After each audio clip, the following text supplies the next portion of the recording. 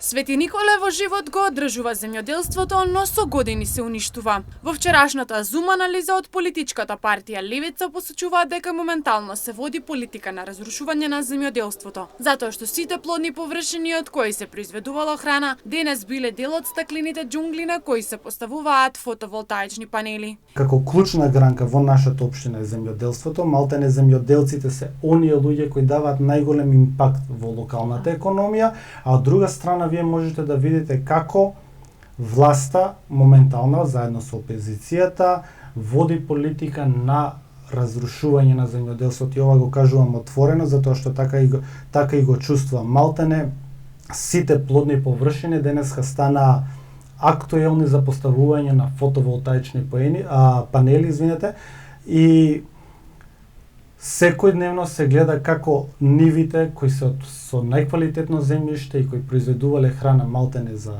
цела република, денес се претворени во стаклени џунгли.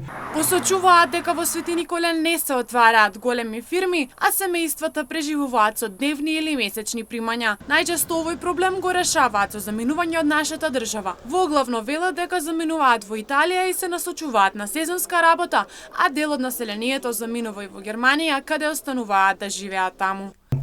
Освен неколку фирми што успеа да ја преживеат криминалната транзиција, тие функционираат како така со драстично намален број на работници, меѓутоа ниту една нова фирма поголема не е отворена и во главно семејствата преживуваат со микробизнеси, во микрозаедници или со дневна или месечна емиграција, од миграцијата преку граница. Најпопуларни дестинации се пред се Италија и Германија. Во Италија најчесто луѓето се иселуваат сезонски, а додека во Германија веќе се почесто гледаме млади луѓе кои со своите семејства заминуваат таму и не се враќаат.